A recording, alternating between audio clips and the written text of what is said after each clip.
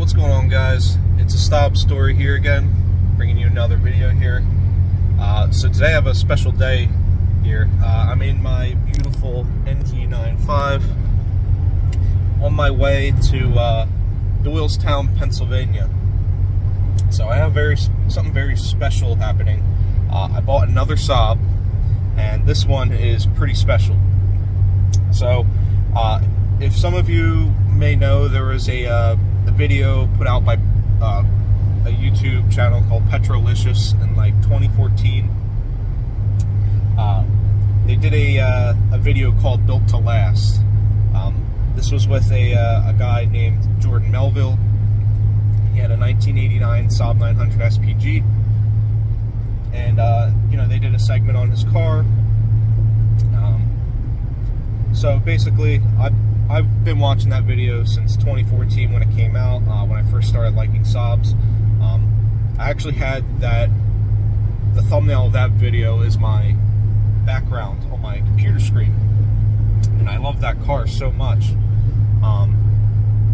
So basically, I went and bought this SPG. I got a really good deal on it, and I did some research. There were like surface records and stuff that came with the car, and I looked through the service records and I find Jordan Melville's name.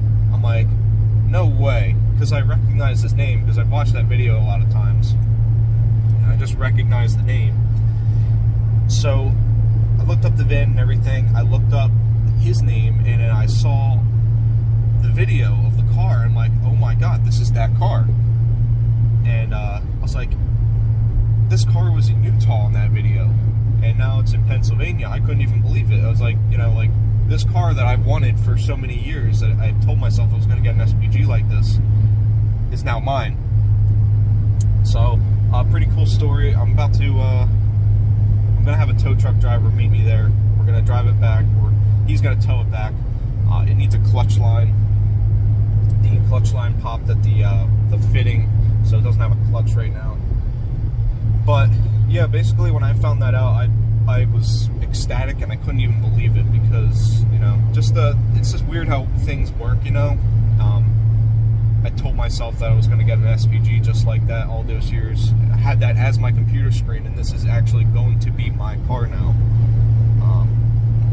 So yeah, I guess I'll bring you guys along for the ride, and when I get there, I'll show you. It's kind of nasty outside right now. We're kind of having hurricane type weather happening here. Hurricane Debbie, I believe. So yeah, when we get there, I'll show you what's up with the car. Just gotta show you how insanely gorgeous this area is, guys. There is some beautiful houses around here. We're coming up to the house very shortly.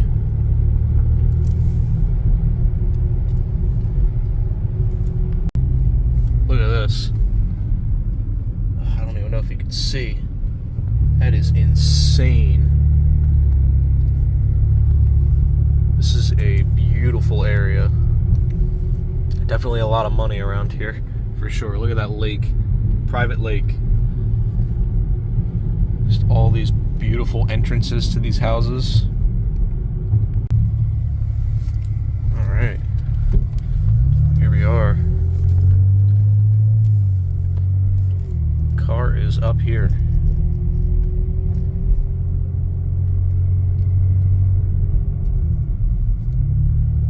She is peeking out over here.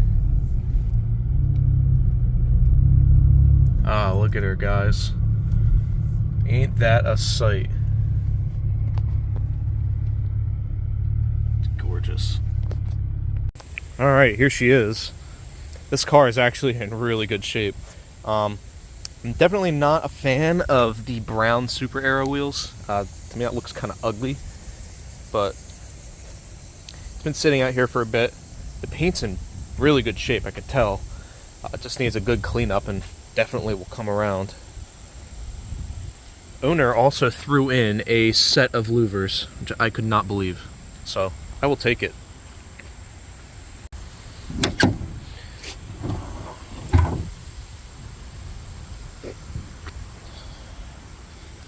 Here it is.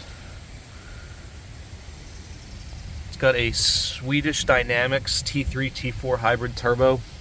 I was told it has bigger injectors. I'm not sure if that's true or not. Open air intake. Got a different exhaust. I'm about to start it with you for the first time. Actually, you can actually see what's wrong with it right here. So if you look down, you can actually see the clutch line peaking right there. Peekaboo! So yeah, needless to say, we don't have a clutch. So all I'm going to be able to do is start it, and then the tow truck guy is we're gonna probably roll it onto his truck or whatever. And then we should be good to do that. Alright, I got the jump pack hooked up. Let's see if this thing has any life in it. Oh, I hear the dinger. Alright, keys on. Let's see if it starts. Uh-oh. Oh, there it goes. You can tell she hasn't ran in a while.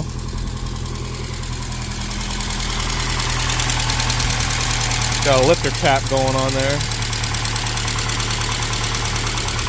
Yeah, look at that. Probably first start in like a year.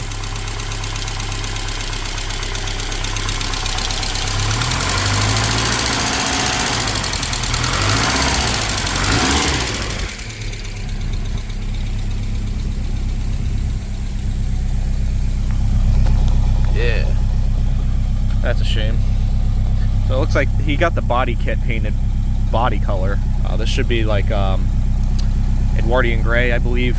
All the cladding here looks pretty good. I think it'll look even better all cleaned up.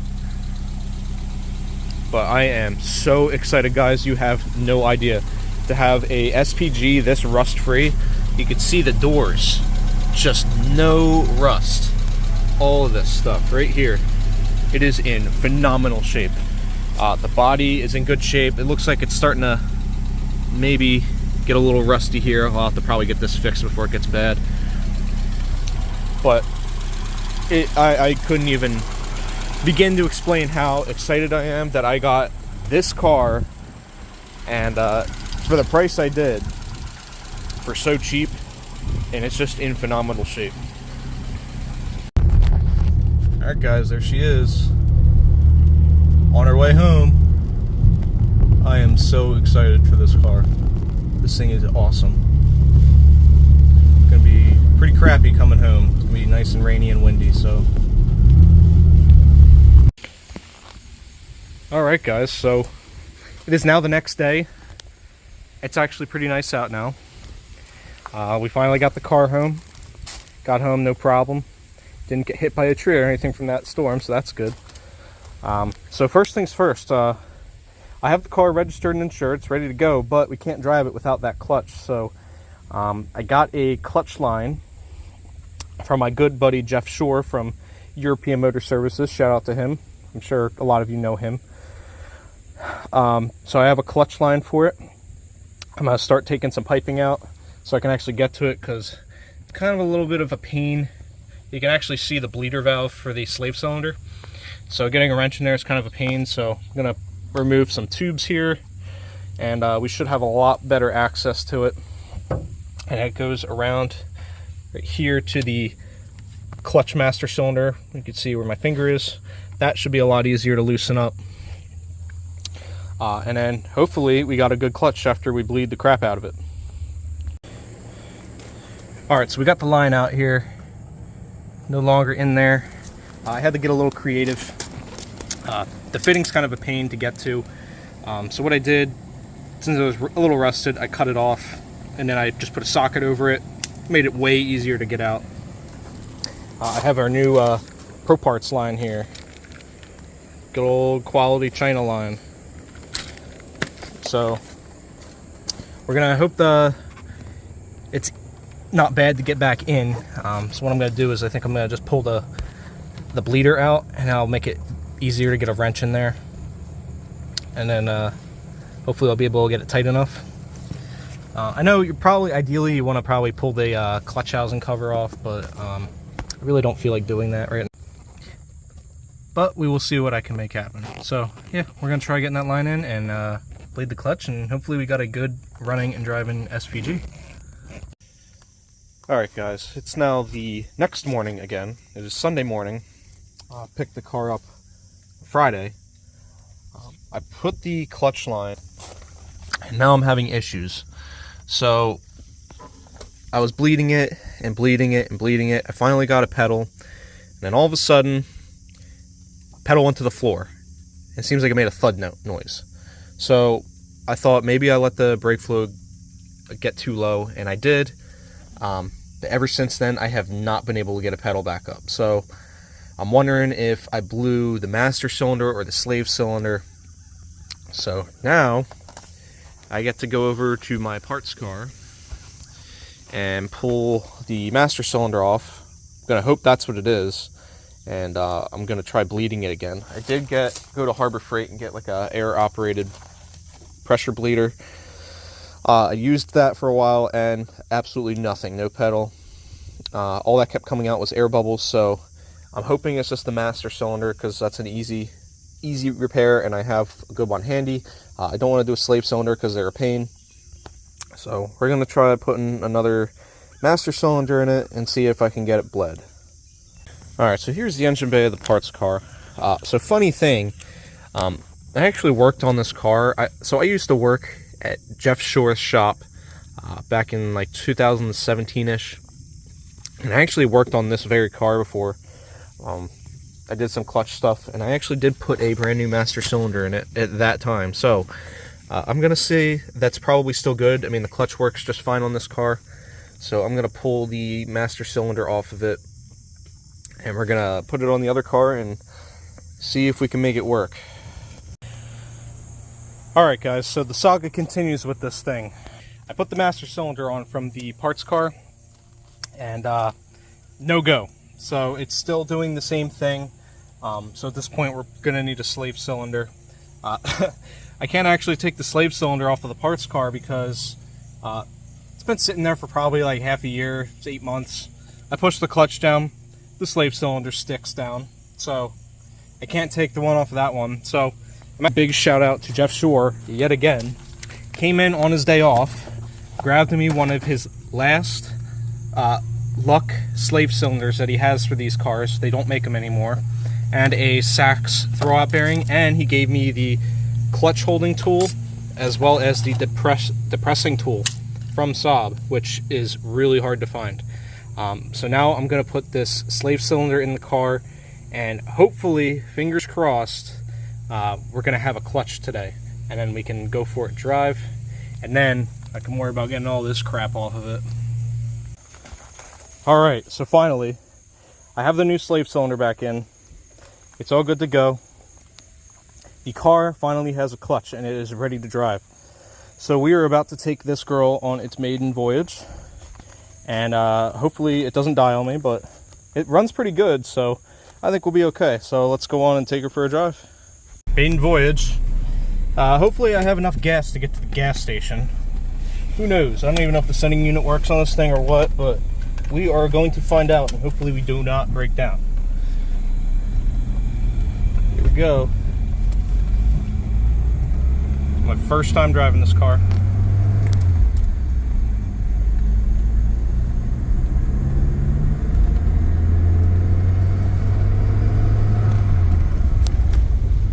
Brakes kind of feel like crap.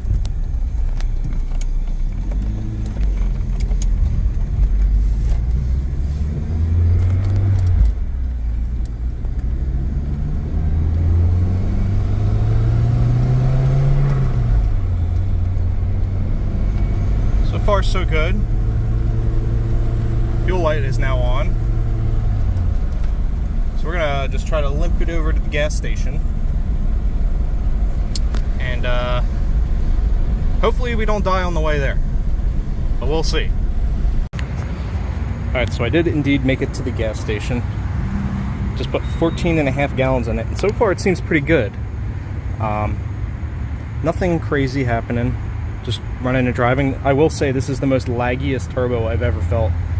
Absolutely no boost until like 3,500 RPMs. It's crazy.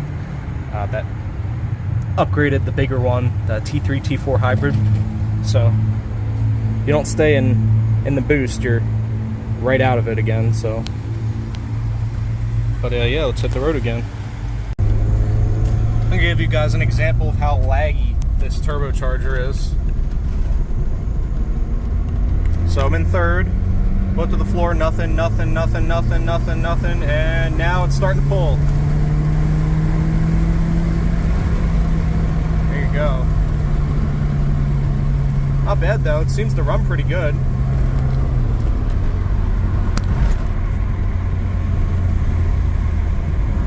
I'll take it for sitting and for how cheap that I got it. This is a pretty well sorted 900. SPG at that. It runs pretty damn good. A little bit of clunking in the rear end, but nothing some new bushings and stuff can't fix.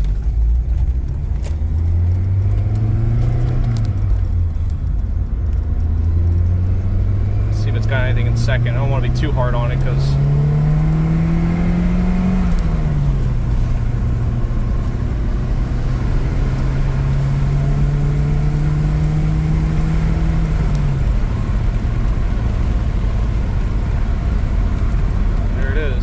I have a feeling it's not boosting right. Don't see the turbo going into the red. So something else I'll have to look into, you know, but at least it's running and driving now, so that's the good thing. So I can at least drive it to work and, you know, back and forth places and start sorting it out, make it a really nice 900. So the next thing on the list is pressure washing the thing and seeing how good I can make it look. There it is, all cleaned up. This thing is looking insane for the price. This paint is awesome. I mean, it's still got some dirt in it. I think it really needs a clay bar. That's really what it needs. Wash it again, give it a good clay, and then cut, polish, and put a sealant on it, and it'll look insane. But right now already, even just a wash, it looks really good. Like, still in shock. So I'm really excited to see where this car takes us, guys. I'll be making plenty of videos of it on the channel. So yeah, until next time, guys, I'll see you soon.